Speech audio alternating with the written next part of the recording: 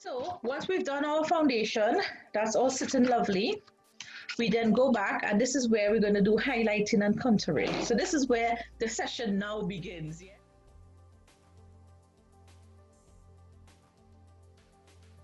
For this now, we're going to need your concealer.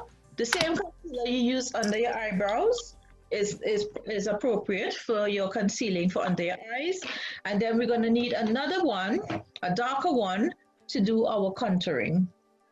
I was going to use these two because this is like my easy to go contour and highlight kit. These are two from L'Oreal. The 7D is the lighter one for me. 9D for, so 7D, 9D, so it's literally two shades different. With the L'Oreal, another L'Oreal shade is, this one is the L'Oreal Infallible. So this one is if you need more coverage. So if you're somebody who don't need much coverage, these are the ones that you use. I will show you guys what I mean with this one. It's really, really thick. I'm just going to put a dot there. And I'm going to do the same thing with the L'Oreal, the other L'Oreal True Match.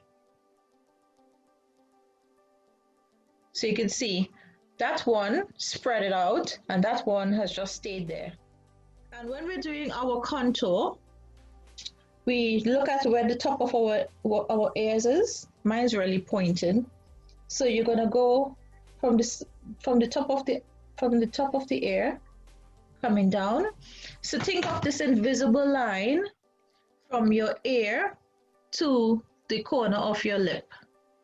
So think about that invisible line drawn there, and that's where you're going to be aiming to put your product. You're going to be aiming for the top of your ear there, and I'm coming in to the corner of my eyes. So we're going to stop just outside our line, just outside our eye there. I'm going to go in with this color from L'Oreal here, the liquidy one, and just put that stripe over it so you can see it. And that's it. So you're looking at a line that is about 1.5 inches long.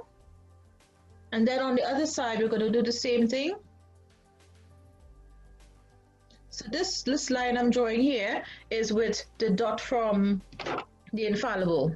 So you can see how darker it is than this line. So the same brush I used to do my foundation, I'm going to take that brush and try and blend. And when I'm blending, I'm going zigzag up and down, up and down. So like this, going up and down, up and down, up and down. So that we get a contour line, but we don't get a nice harsh line. I'm going back and forth, and then over it. So you start off small, and if you find that you're happy with that, because it's a little bit of product I've used, but I do have definition now.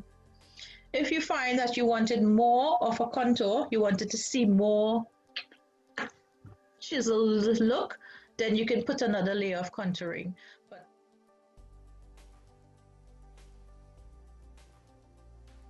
So for the cream concealer, I'm going to use this palette. And for this one, I'm going to use this color. Okay. If need be, I mix the two colors, but we'll see. And I'm going in with this color here. And what I do is I warm it up with my fingers. So, and this is how dark it is. Go in. And instead of using a brush to do the line, I'm using my finger to do the line. And that was just from one dip. I don't need to go back in and do any more. I sometimes blend it out with my fingers.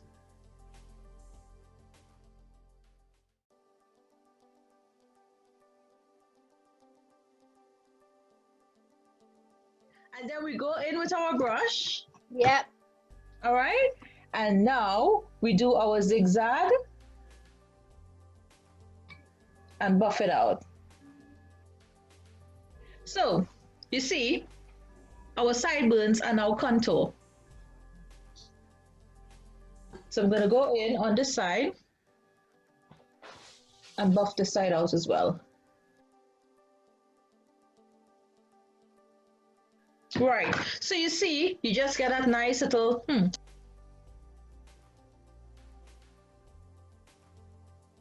You go in with your brush this way. And because you'll be using a nice big fluffy brush like that for your blush, this will be a blush brush. Then you'll be going in like this. And you're not going to take your blush down here. Your blush is going to go, your highlight is here on your cheekbone. That's my cheekbone there. Yeah, this is your contour line here. Your blush goes between your highlight and your contour. Because then what you'll be doing is making sure that all of that then blends in, and then you got nice highlight, you get contour and everything.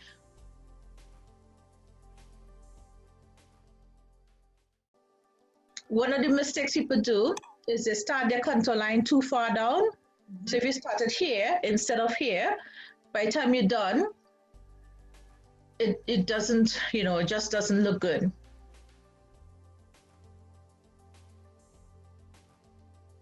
We want our face to look more long.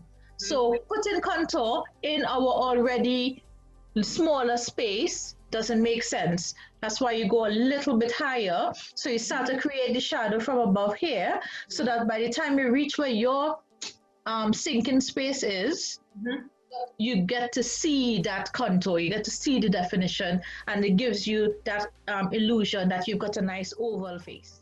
Right, so that's our contour.